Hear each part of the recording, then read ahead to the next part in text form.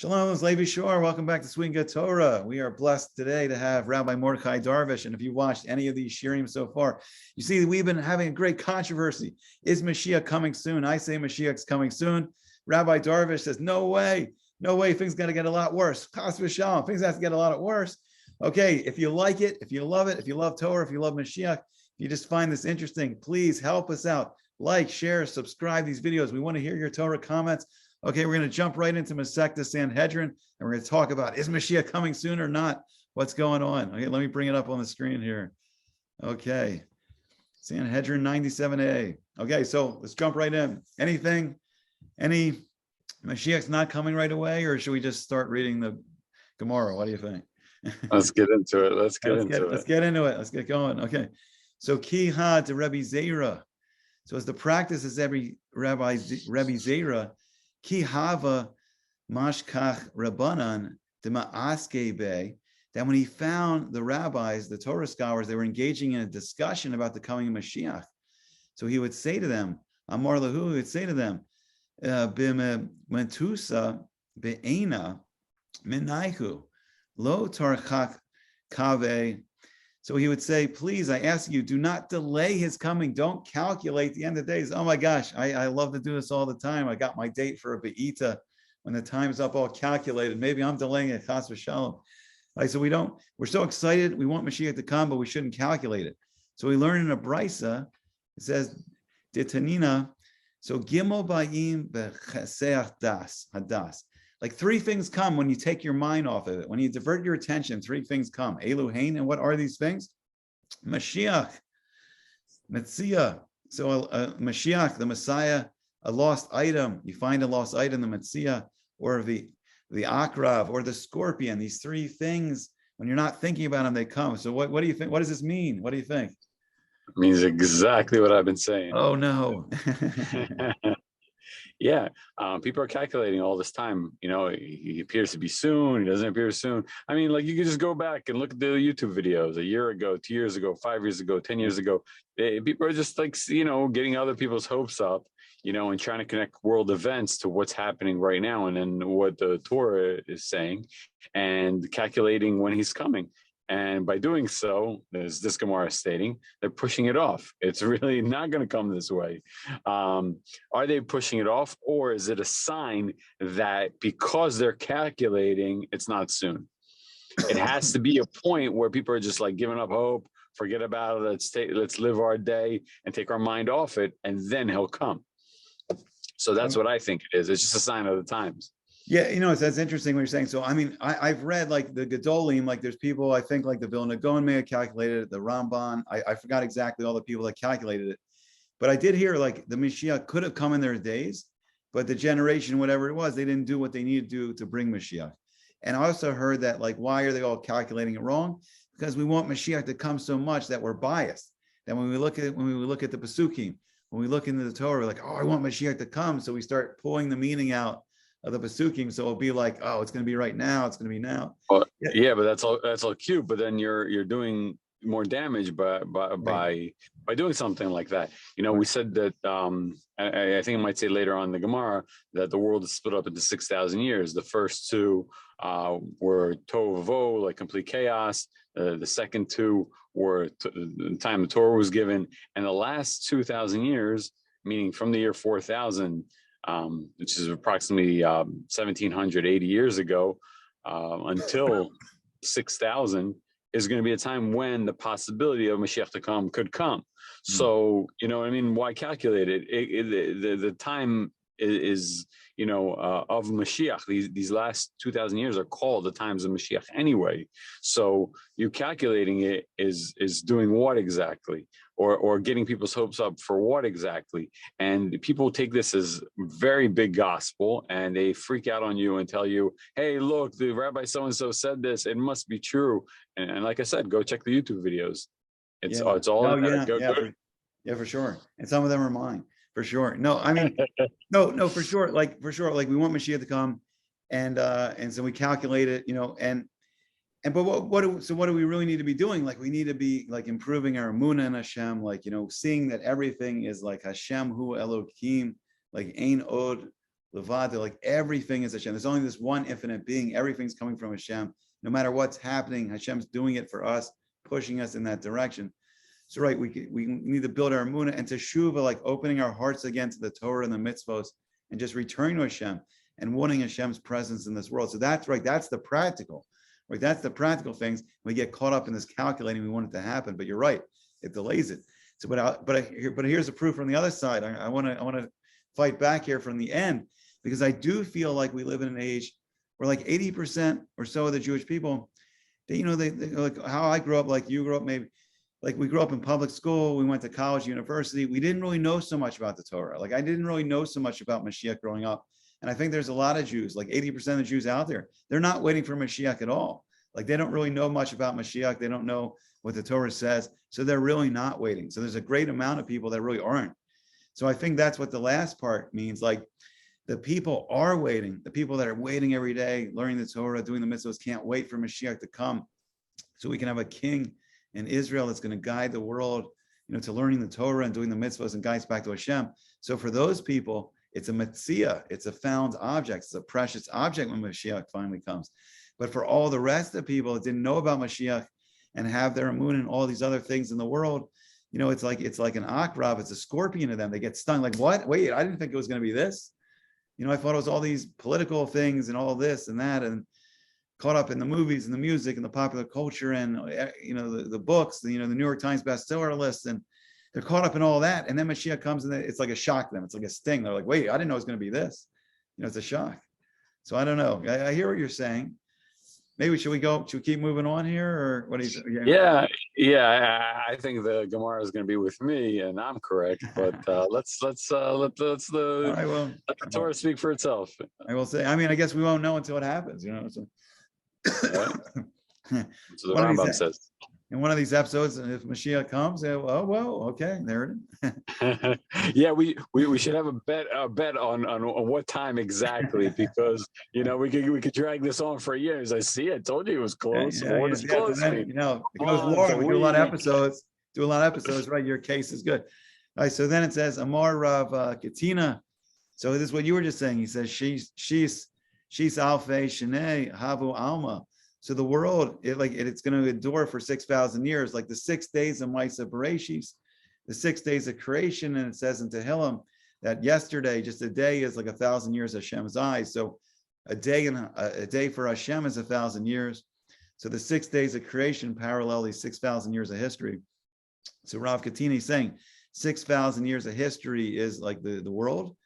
V'chad charuv, and this is a crazy concept for a lot of people. And it's going to be destroyed for 1,000 years. And then I think it's going to be rebuilt in Olam Haba. That's a crazy concept. So I think it's like a crazy mystical concept that we're neshamas, we're souls, and we're all going to be living in a spiritual world for 1,000 years before the physical world's rebuilt. So Shnei v'niskav Hashem levado. He says that only Hashem, only Him will be like Hashem. V'niskav Hashem levado b'yomahu. Like only on that day will Hashem be exalted. The day of Hashem lasts 1,000 years, and on that day He'll be exalted. So Abaye Amar Trei Charu. Abaye says no, it's going to be in ruins for 2,000 years. And Shnei Amar, we've seen a pasuk in Hosea. I'm sorry, the first pasuk, the first verse was from Yeshayahu, from Isaiah chapter 2, verse 11. The second quote they're bringing from the prophet Hosea Navi, and it's from chapter 6. Second verse, sorry for my voice. I got the cold, the gravelly voice. So, Yachenu miyamayim b'yom hashlishi yikimenu v'nichiyah lefanav. And it says, after 2 days, He'll revive us. And in the third day, He will revive us and we'll live in His presence. So this is talking about the Chiyas HaMeisim, the resurrection of dead. Really mystical Kabbalah stuff here. You want to jump in with some of the Torah Nister, the hidden Torah, the Torah Kabbalah. Yeah, like you said, the 1,000 years we'll be living in a spiritual world before the perfected world is rebuilt. And that perfected world is we don't die anymore. There's no sickness. There's no battle with the evil inclination. The battle of the evil inclination is going to last for 6,000 years, and the one that's destroyed is going to be just like man sinned, and he put into himself this dross, this impurity that needs to die and dissipate in the ground before the soul can come back to a new rebuilt body. Same thing with the physical world. It also has to be destroyed because of the impurities that man put into it by sinning. And then it will be rebuilt again in a perfect manner. And in that world, that perfected world, our souls are going to come back to perfected bodies, and we're going to live forever in that perfected state. That sounds good. So that's what we call Olam Haba, right? That's the world to come. And what's interesting is it's the world that's going to come to this world. We're in this world now, Olam Hazeh, this world.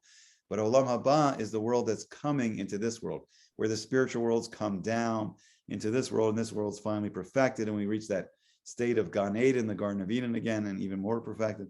So I think that's an interesting thing. I've heard a lot. I think it comes like from Christianity with this whole concept that people can sell their souls, right? People can sell their souls to a devil. I just thought it'd be an interesting place to just talk about it, that a person can't sell your soul. Like, why can't you sell your soul? You can do chas v'shalom. A person can do averas in this world. They can think they sold their soul, and that could be an excuse for them to do all kinds of averas. But why can't we sell our soul? We can't sell our soul because the assumption is that if you're the body that you live in, you can sell your soul, and the soul leaves your body. But who we really are, as what we were just talking about, who we really are is we're the neshama.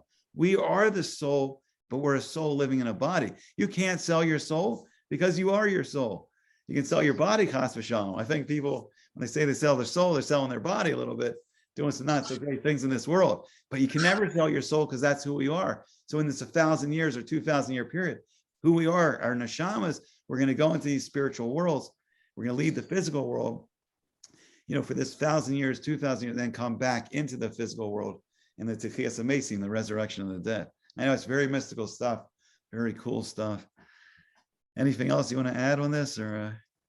I just think like when they say you sold your soul to the devil or whatever, it's like basically you sold out. You're just like Esav, who sold his birthright, and he sold it for a bunch of lentils.